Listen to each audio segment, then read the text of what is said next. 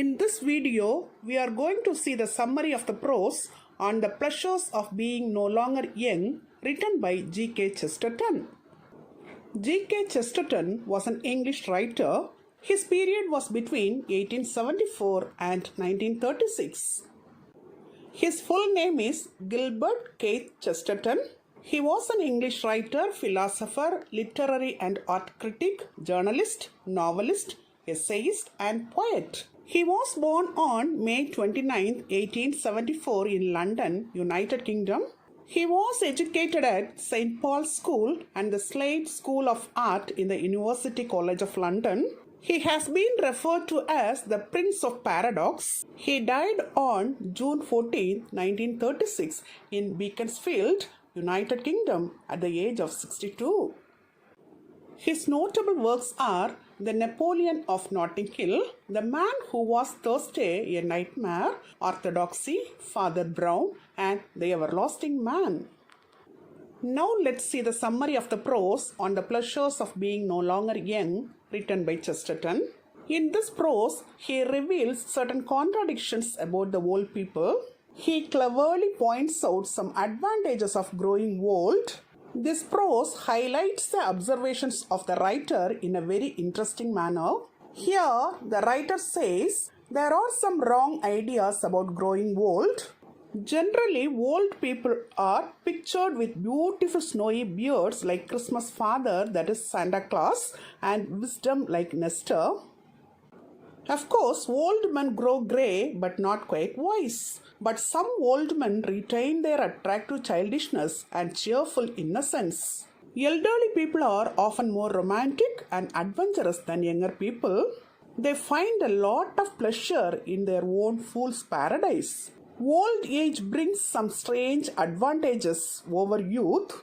Young people are cynical, but old people are genial. So they find many things becoming younger and livelier than before. They begin to see significance in many aspects of life. Traditions, institutions, maxims, customs, and manners seem old and intolerable to young people, but the old people find them alive and kicking. Proverbs and morals appear to be stale, stiff, and senseless to the younger generation, but they are quite sensible to the older generation. Young persons feel like living in a town of tombs and getting stones of death instead of the bread of life. But the elderly people find a regenerating world around them. They discover the significance and values of old traditions and morals. The past common practices and ways of life show their importance and use at present. Old people realize that adages and norms of life can never become outdated. It is their advantage over young people. The old people realize their everlasting value in practical life. Youth in revolt may see the surroundings dead and meaningless, but old age in wisdom discovers everything meaningful and vital. This is another advantage and pleasure of growing old.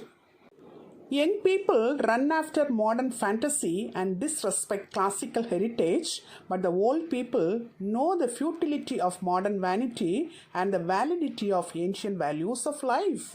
For example, scientific advancement and industrial revolution changed the world upside down. The new modern world is a great fascination to the young and bewilderment to the old. The younger generation gloated over their material prosperity and become proud. They blissfully forget the olden golden sayings like, "Fortune is fickle, riches take to themselves wings and fly, power can depart suddenly from the powerful, pride goes before a fall," etc. But when the younger generation grew old, it found these ancient sayings quite true and significant.